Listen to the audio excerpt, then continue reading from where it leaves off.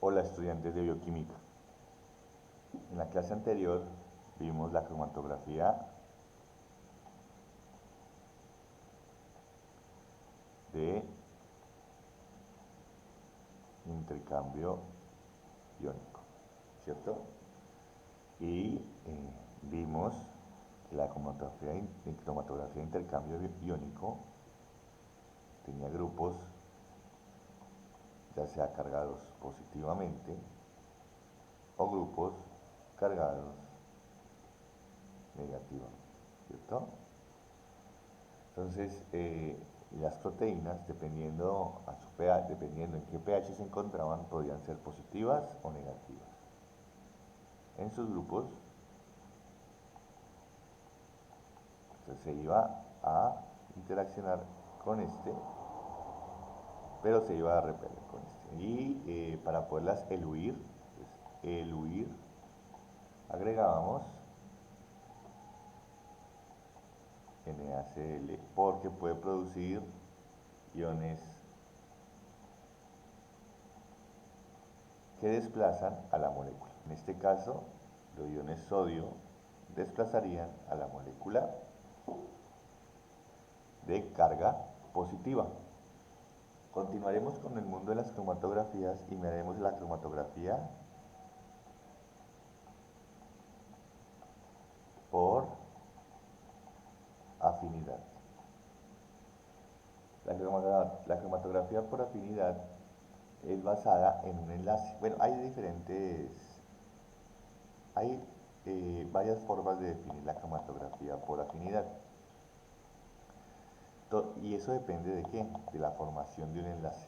Es decir, que imaginémonos que tenemos una proteína, vamos a imaginar que tenemos una proteína, que en su centro activo, es decir, donde se lleva la reacción,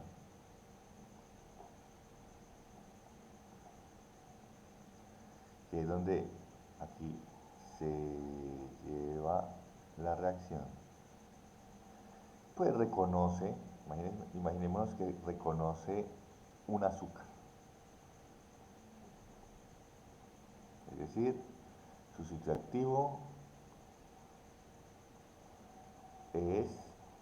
reconoce a un azúcar como tal. Un azúcar, coloquemos un azúcar sencillo, una furanosa, de esta forma, reconoce este azúcar. ¿Listo? Pero para que la reacción se dé, no solamente tiene que reconocer a este azúcar, sino que esta proteína reconoce este azúcar más un grupo fosfato, de tal manera que a este azúcar que vemos acá, en una posición cualquiera, no sé qué posición, puede ser cualquiera realmente, no importa aquí en dónde está colocando la reacción, en qué grupo, o sea, dónde está la enzima colocando el grupo fosfato, solamente estoy colocando un ejemplo, ¿sí? Realmente no importa. Entonces, tenemos esta enzima que en su centro activo une a un grupo, a un azúcar, más un grupo fosfato, y lo une generando un azúcar fosfato. ¿Listo? Si yo colocara una resina, imagínate una fase estacionaria, en donde yo tengo unido de esta forma un azúcar, ¿cierto? Azúcar similar o igual o idéntico al que esta enzima hace, pues la enzima básicamente va a intentar acoplarse a esto, ¿cierto? Entonces se va a pegar ahí. Obviamente no se le puede colocar fosfato, entonces nosotros lo que se tiene aquí es una resina con solo el azúcar. No se puede colocar con fosfato, porque si se le coloca fosfato lo que va a intentar es fosforilar y soltar, que fosforila y suelta el producto. Que aquí recuerda que esta es una enzima más un bueno, aquí perdón, aquí es enzima más sustrato, estos son los sustratos, producen un producto más la enzima, porque la enzima se va, ¿cierto? Cuando la enzima une al grupo fosfato con el azúcar, genera el producto y se va y busca volver a realizar la reacción. Por eso a esto se llama una enzima, porque lo que hace es catalizar la reacción. Si ustedes quieren purificar una enzima, pues sería muy sencillo si yo tengo una resina o una fase estacionaria, aquí, fase estacionaria, aquí, resina, con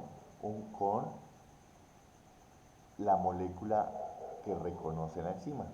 Así, cuando yo tengo en una cromatografía, yo tendría las siguientes características. Tendría muchísimas moléculas, ¿cierto? Aquí,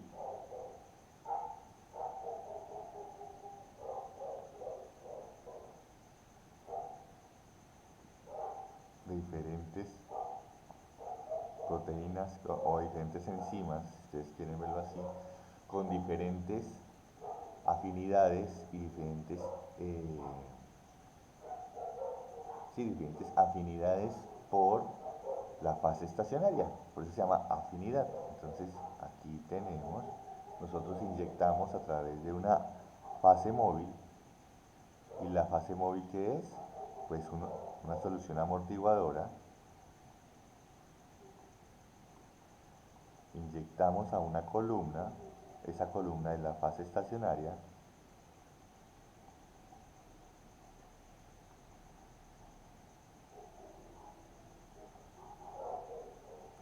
¿listo?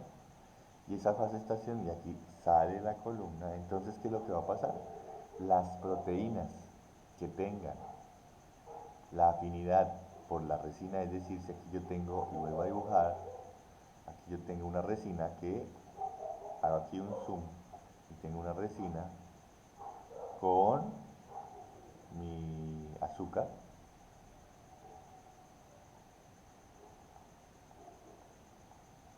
¿sí? Pues básicamente lo que vamos a hacer es que esa fase móvil va a hacer que que esta colección de moléculas interaccione con la fase estacionaria, y solamente aquellas que, digamos las azules, tienen su centro activo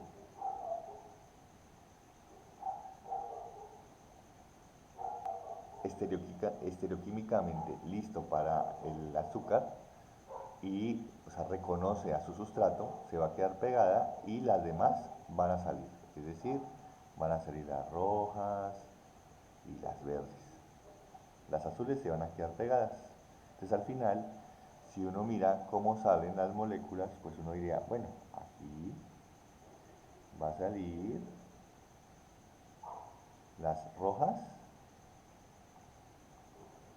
y verdes. ¿Por qué? Porque esto es en función del tiempo. ¿Por qué? Porque las otras quedan retenidas. Cómo saco a estas enzimas? Pues muy sencillo.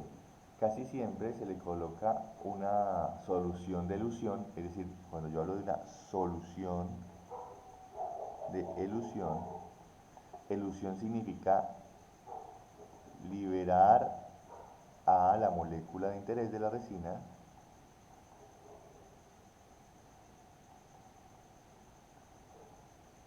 Entonces lo que se hace básicamente es que en este caso, para sacarla, se le agrega el azúcar.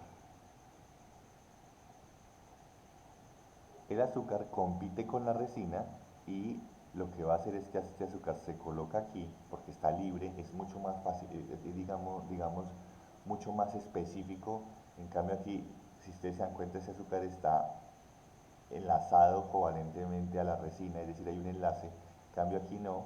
Entonces es este azúcar seguramente va a poder desplazar a esta resina y al desplazarse pues va a caer, es decir, va a eluir de la columna, es decir, de la fase estacionaria, la proteína, generando una proteína prácticamente pura.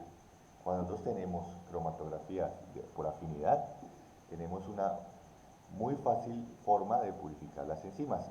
Lo difícil es tener una resina bien hecha y que sea selectiva para una sola proteína o enzima en este caso.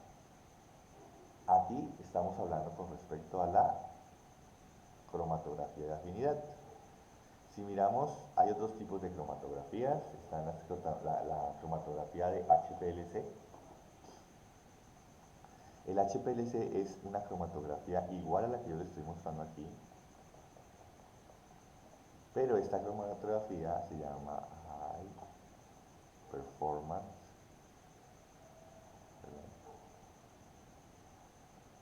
Liquid Chromatography. Lo que llama, lo que importa del HPLC, también ahí se llama High Pressure, también hay unas cosas que High Pressure. O sea, es la misma cromatografía, es lo mismo. Tengo una resina, una fase estacionaria y una fase móvil. Aquí tengo una fase móvil. Y aquí tengo una fase estacionaria exactamente igual a las otras cromatografías. Lo que pasa es que aquí la fase móvil tiene una bomba, ¿sí? Una bomba que hace que el sistema se lleve o que la cromatografía se lleve a altas presiones.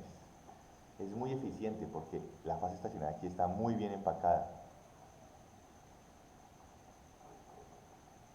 Es decir, para que pueda pasar la fase móvil hay que aplicarle una alta presión, por eso se llama high pressure, ¿sí? A altas presiones o un alto comportamiento muy bueno. Es de muy alta eficiencia, es decir, se para muy bien.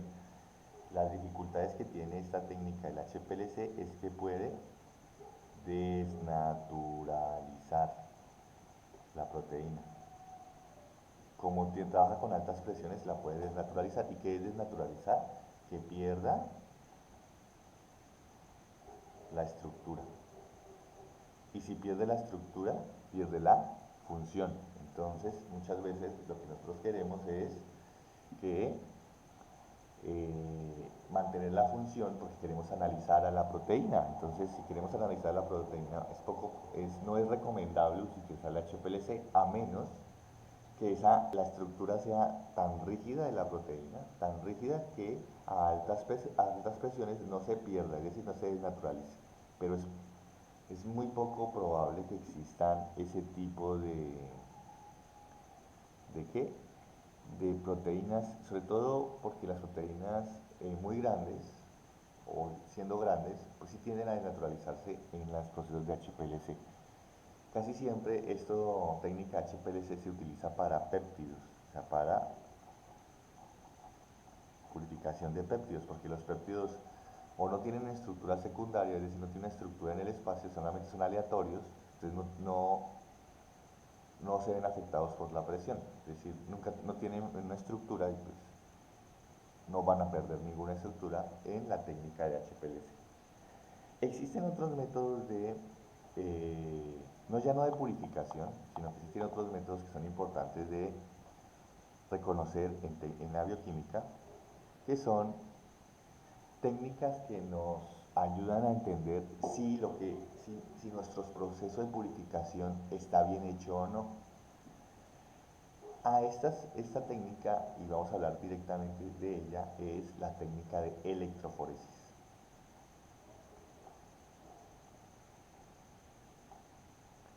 La técnica de electroforesis es una técnica que nos ayuda a evaluar si nuestro proceso de purificación se ha llevado, bueno, es satisfactorio.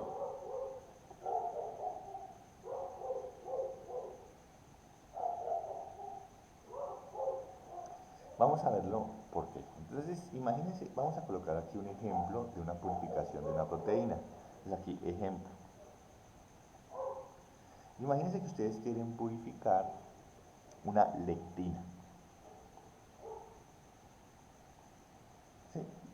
Una lectina tiene como característica principal que reconoce azúcares.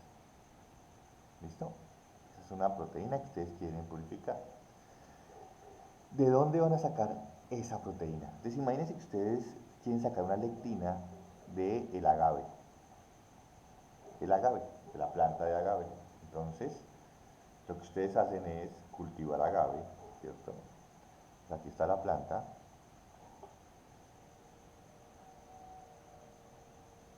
¿Cierto? Aquí está la planta. En su maceta. Ustedes llegan, cortan las plantas, ¿cierto?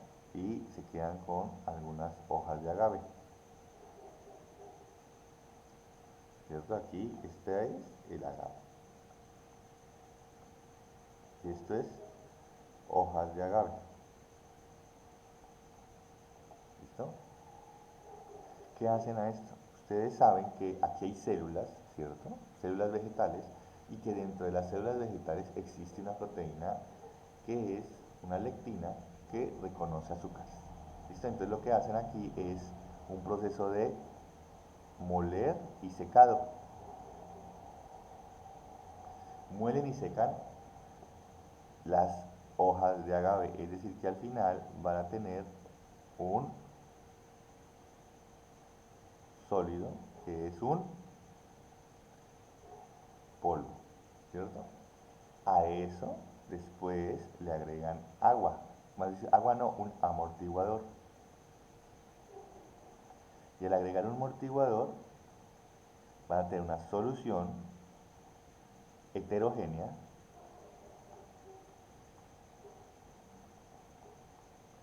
que tiene un líquido y tiene un sólido, ¿cierto?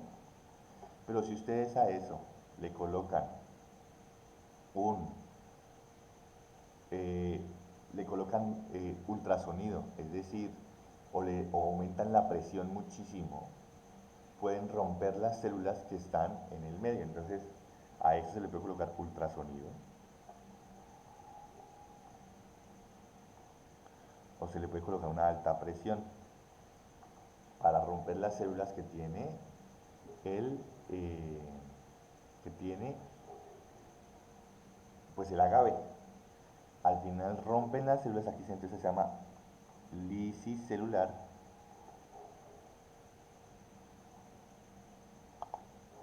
El proceso de rompimiento se llama lisis celular. Está rompiendo, entonces aquí ultrasonido es la solución heterogénea, ¿sí? de el polvo que proviene del moler y secar la planta. Ahora le agregan un amortiguador, a esa solución heterogénea se le hace ultrasonido o se le coloca presión. ¿Para qué? Para generar un rompimiento celular, que ese proceso se llama lisis. Entonces rompes las células, al final te van a quedar una parte, ¿cierto?, que es desecho, que se llama debris. Son desechos y va a quedar en la solución las proteínas de todo tipo, porque ya liberaste la proteína. Y no solo la tuya, la que estás buscando, sino 3000 proteínas más, ¿no? Van a estar ahí, disueltas en tu buffer. ¿Qué haces? Pues básicamente haces una centrifugación, se llama centrifugación, y lo que puedes hacer es separar, al centrifugar, lo que haces es que separas al sólido del líquido. Entonces aquí en el líquido, esto es lo que tú tienes, todas tus proteínas están acá. ¿Listo? las rojas, las azules, las verdes, todas las enzimas que tú quieras están aquí. Listo, perfecto. Entonces a esto que ustedes ven aquí, ya con todas las enzimas se le llama extracto. Extracto celular. O sea, es lo que se rompió de las células y lo que está libre. A eso, ustedes lo van a colocar en una columna cromatográfica. Entonces, imagínense que ustedes, lo primero que hacen, imagínense que lo que hacen es que a ese extracto que tienen acá, le voy a llamar extracto, primero la ponen en una cromatografía de exclusión molecular.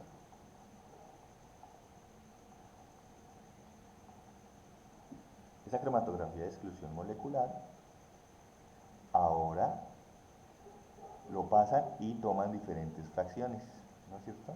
Pero ustedes saben que su proteína más o menos debe pesar o, o se dan cuenta que su proteína aquí, en este pico, está aquí, pero este pico no está puro.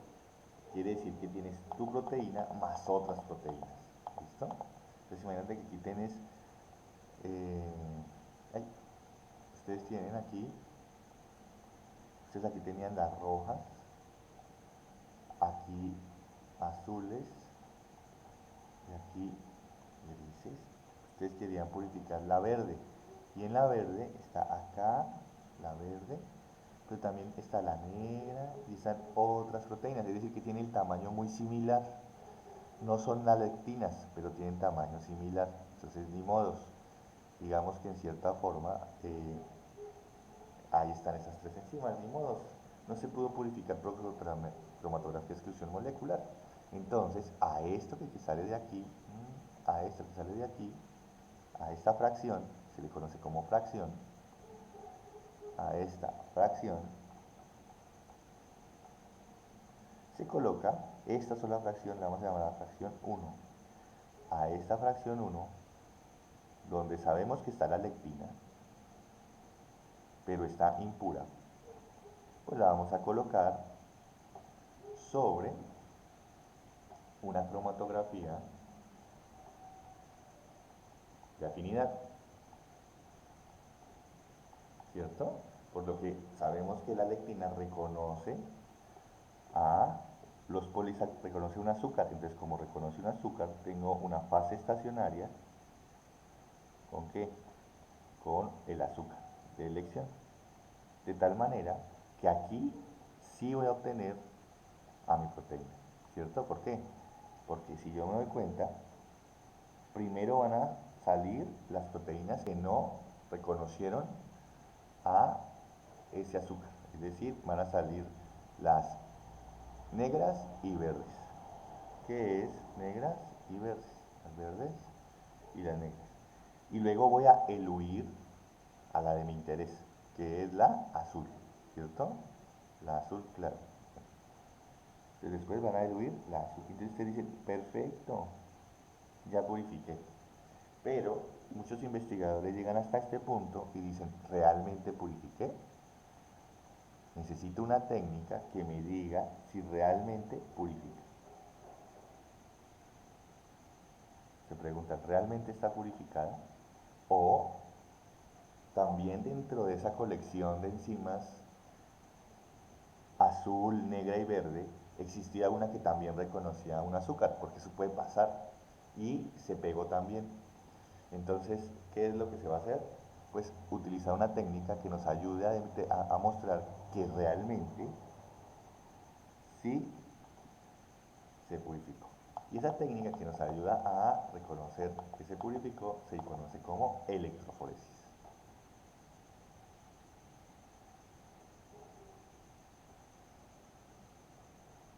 La tecnología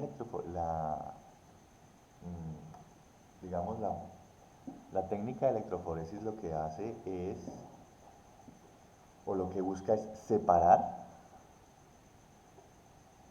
las moléculas a través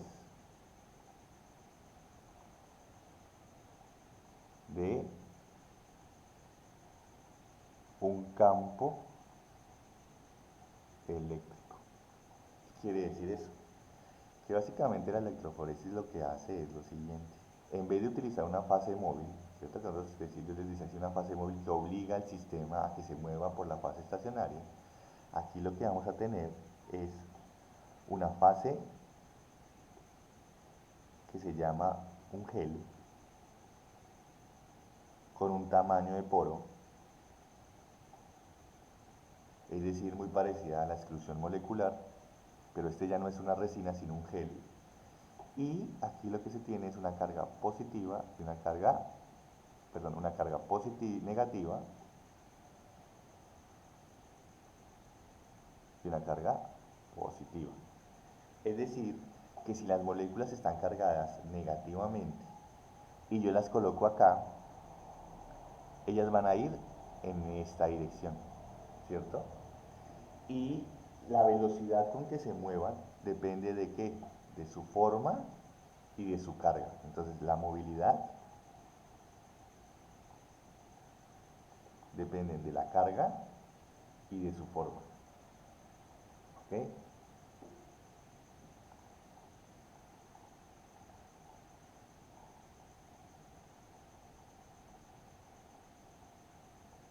Entonces, la electroforesis es cuando se colocan moléculas con carga similar y se hacen, eh, se hacen eh, migrar por diferencia de carga. ¿Cómo es el experimento de la electroforesis? Entonces, la electroforesis hace lo siguiente. Vamos a colocar al extracto celular, aquí, extracto celular, del ejemplo anterior, a la fracción 1 y la fracción final, se les hace exactamente lo mismo. Es decir, si nos regresamos aquí, sería extracto, aquí tenemos el extracto, ¿cierto? Donde están todas las células. Esta es la fracción 1, donde está la lectina impura, y aquí esta sería la fracción final. Es decir, donde nosotros, el tubito donde nosotros consideramos que está purificada. Es decir, tenemos extracto celular, fracción 1 y eh, fracción final, ¿no? A todos ellos, a estas fracciones, se les va a colocar los siguientes. A las tres se les pone, a la extracto celular se le coloca dodecil sulfato de sodio, conocido como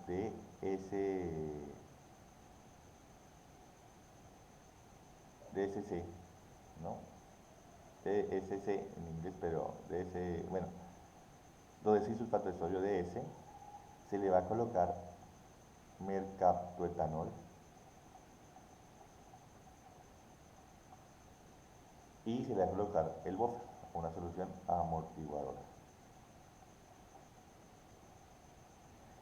¿Por qué se le coloca esto? ¿Qué es lo que busca hacer esto? ¿Qué es lo que busca hacer el DS, el dodecil sulfato de sodio, y qué es lo que busca hacer el mercaptoetanol? El dodecil sulfato de sodio es un surfactante. Sí, aquí el dodecil sulfato de sodio, el DS, el dodecil sulfato de sodio es un surfactante, es decir, es algo así, es un lípido. Bueno, es un surfactante, no es un lípido. Y tiene aquí, así es decir, tiene una cadena de 12 carbonos, ¿sí? Con un grupo de sulfato. Esto lo que va a hacer cuando interacciona con la proteína es deshacerla, no romperla, perdón, es desnaturalizarla. Es decir, que cuando yo tengo una proteína, ¿cierto? Más el DS, el sulfato de sodio, lo que va a obtener es una proteína desnaturalizada, es decir, sin estructura. Pero además el sulfato de sodio se pega en, los, en las ramificaciones de los aminoácidos hidrofóbicos. Se pega. Entonces al final la carga total de la enzima es negativa, porque recuerde que la proteína tiene en la parte exterior aminoácidos cargados, polares, que permiten que se solubilice, pero en el interior tiene, en el interior casi siempre tiene residuos hidrofóbicos. Esos residuos hidrofóbicos le permiten el reconocimiento de, eh, del sustrato. Entonces, casi siempre la molécula se pliega, la proteína se pliega de tal manera que afuera deja los residuos polares para poderse solubilizar y adentro los residuos hidrofóbicos. Con el SDS, que es un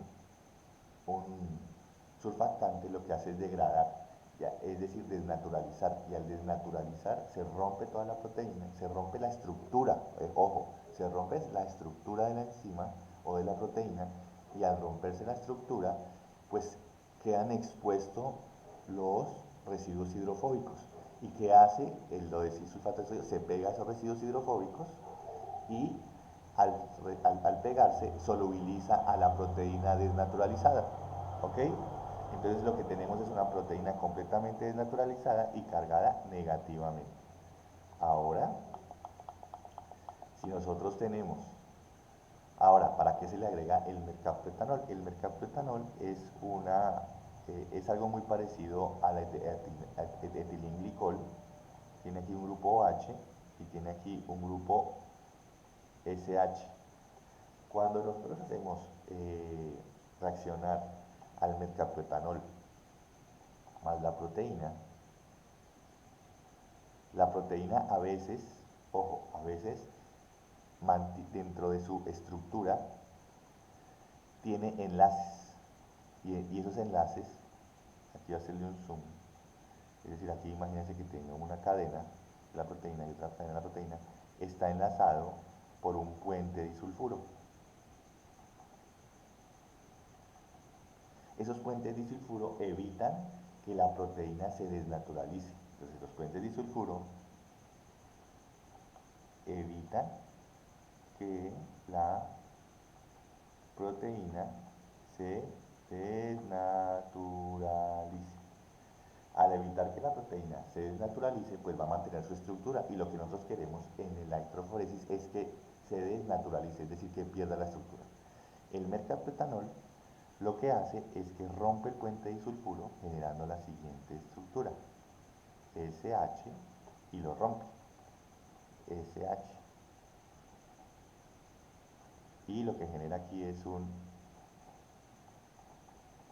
es decir, el mercaptoetanol es el que genera, el que se vuelve un puente disulfuro pero con otras moléculas de mercaptoetanol. Y hace que la proteína que va por acá así, unida, se rompa y llegue el dodesilsulfato de sodio y la termina de desnaturalizar. Entonces al final lo que se busca con el SDS y con el mercaptoetanol es desnaturalizar a la proteína. Ya cuando la proteína está desnaturalizada, es decir, cuando a la fracción, al extracto celular se le agregó todo eso, pues lo que tenemos es un extracto celular, es decir, una colección de muchas proteínas desnaturalizada. Ahora, ahora a la fracción 1 tengo proteínas o enzimas desnaturalizadas, todas están desnaturalizadas, enzimas desnaturalizadas. Y esa es la fracción 1. En la fracción final también tengo, pero solamente tendría a la lectina desnaturalizada, ¿no? Entonces, si solo tengo a la extracto celular, tengo desnaturalizada fracción 1 desnaturalizadas y a la fracción final sería solo la lectina desnaturalizada. Entonces lo que se hace es lo siguiente, se le coloca, aquí vamos a ver unos pozos,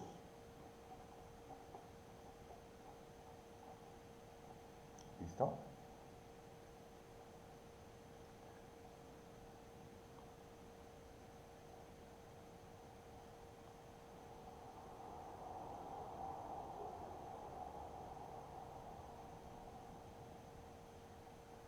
Es muy difícil dictar la bioquímica sin hacer, pues, hacer prácticas de laboratorio, porque al final ustedes se dan cuenta, entonces aquí ustedes se dan cuenta que la bioquímica necesita una gran cantidad de técnicas analíticas. Ahora, entonces, imagínense, aquí vamos a colocar el extracto. Aquí vamos a colocar fracción uno. Y aquí vamos a colocar fracción final. ¿Listo? Y además les vamos a colocar a estas fracciones, les vamos a colocar un colorante para que se vea bonito, es para que las proteínas, todas las proteínas adquieran un color. ¿Listo? Un colorante, que eso se llama casi siempre azul de metileno. El azul de metileno pues se pega a, todas las proteínas dándoles un color azul. Y aquí, ojo, en este pozo se va a colocar una cosa que se llama un patrón, ojo, lo que se conoce como una escalera, es decir, proteínas desnaturalizadas conocidas, es decir, tú conoces que estás poniendo ahí, es un patrón, es una escalera, es decir, yo conozco qué proteínas están ahí. ¿Por qué? Porque si yo conozco este patrón, conozco este patrón, sé que van a empezar a migrar todas las proteínas y como todas esas proteínas todas son de tamaño diferente y de carga diferente, ¿cierto? Porque todas se cargan de diferente forma, pues lo que yo voy a hacer es que va a tener una que se conoce como una escalera, es decir, tengo mis proteínas, ¿sí? Si ustedes se dan cuenta, bien separaditas porque yo sé cuáles son, porque recuerde que aquí lo que tengo es una carga negativa y aquí una carga positiva. Entonces conecto las cargas y lo que van a hacer es que todas las proteínas negativas van a intentar migrar hacia lo positivo. ¿Sí? Entonces por eso se van a separar. ¿Listo? ¿Qué pasa en el extracto celular? En el extracto celular, entonces ahora, perdón, tengo este patrón y entonces al prender el equipo, es decir, colocarle carga positiva, prender la diferencia de campo, pues se me van a separar las proteínas. ¿Por qué? Porque todas están cargadas negativamente porque tienen que DS y mercaptoetanol. Se van a separar. Separan, pero se separan dependiendo de su tamaño y su movilidad. Entonces al final yo puedo decir, ah, mira, como yo sé qué proteínas puse en mi patrón, yo puedo decir aquí lo siguiente. Digo, siempre se me olvida que aquí no puedo hacer esto, sino que debo hacer esto. Entonces imagínense que ustedes tienen aquí y dicen, ah, mira, yo tengo que la proteína A, ustedes saben qué proteína es C, D y E, ustedes saben qué proteínas son, entonces ustedes pueden hacer una gráfica que se llame logaritmo de la masa, porque saben cuánto es la masa, y en función de la migración, es decir, pueden colocar en función de la distancia de migración, de esta distancia de acá. Entonces ustedes se van a dar cuenta que les va a dar una curva lineal, aproximadamente lineal, que les dice, ¿no? Va a ser así esta va a ser A, esta va a ser B, esta va a ser C, esta va a ser D y así D. Es decir, que ustedes saben la distancia, cuánto es la masa. Casi siempre se utiliza el logaritmo. De la distancia, cuánto es B, así, se tiene una línea recta. ¿Entendido? Esto se llama una calibración. Ahora miremos qué va a pasar. Digamos que aquí voy a colocar en azulito, porque en azulito es como están nuestros extractos. ¿Qué va a pasar con el extracto? Pues como el extracto tiene una gran cantidad de proteínas, pues eso se va a ver una cosa así. Porque tiene una gran cantidad de proteínas, no se hubo ninguna separación, ¿cierto? Ahora miremos en la fracción 1. En la fracción 1 solamente estaban, ¿cuáles? 3 moléculas, entonces, 3 proteínas. Entonces en la fracción, ustedes van a decir, órale, entonces aquí solamente deben salir 1, 2 y 3. Y como saben a qué distancia migró, saben cuál es el tamaño. Y ustedes se van a dar cuenta aquí, oh, en la fracción 1 todavía la lectina no está purificada porque la lectina yo considero que tiene un peso relativo de tanto. Realmente no es tan necesario saber si conoces completamente a tu lectina, pero pues sí te ayuda a saber si tienes peso o no. O también se lo podrías calcular. ¿Por qué? Porque en la fracción final te va a salir algo así. Entonces dices, ah, mira, esta es la lectina, y si yo no sabía el peso, puedo calcular el peso porque digo, está entre A y B. O sea, es decir, el peso de esa lectina está entre A y B. Pero además se demuestra que tu proceso de purificación fue muy bueno. ¿Por qué? Porque vienes de un extracto celular que tiene muchas enzimas y muchas proteínas, pasas a la fracción 1, es decir, donde una exclusión molecular y separaste una gran cantidad de proteínas, dejando solamente 3, y al final, con la cromatografía de afinidad, solamente obtuviste la proteína de interés. Y esto es lo que se conoce como la electroforesis. Eh, este patrón o escalera que se le conoce, como les digo, eh, su eh, las proteínas que las contienen son conocidas. Ahora, eh, miremos otras técnicas que utilizan también con electroforesis, que son, digamos, similares en ese sentido. Tienen el mismo principio, que es la movilidad en un campo eléctrico, que se conoce como isoelectroenfoque. El isoelectroenfoque es muy sencillo, lo que hace es que tengo una fase estacionaria, pero en cada segmento de esa fase estacionaria hay un pH diferente, es decir, hay un gradiente de pH. Cuando yo hago pasar a la proteína que estoy buscando, ¿cierto? O para mirar si está purificada, yo la puedo pasar por el pH de solo enfoque, y lo que voy a ver es una sola banda, también de color azul, porque el isoelectroenfoque lo que busca es precipitar, es decir, que aquí tenga mi punto isoeléctrico. Es decir, yo puedo sacar de esta fracción F, puedo sacar un volumen y colocarla en un isoelectroenfoque, y donde se precipite me dice cuál es su punto isoeléctrico. Es básicamente lo mismo que la electroforesis, sino que lo que se hace es migrar en un gradiente de pH. Y con ese gradiente de pH se puede determinar eh, dónde está, y si se precipita, pues determinar dónde está su punto isoeléctrico. Entonces, hemos visto una gran cantidad de técnicas, todas de ellas para purificación de moléculas bioorgánicas, y para la próxima clase empezaremos a ver características importantes de la estructura de las proteínas. Es decir, vamos a mirar de una forma mucho más rigurosa lo que es una estructura primaria, una estructura secundaria y una estructura terciaria, que es realmente muy sencillo y apasionante. Nos vemos en la próxima clase.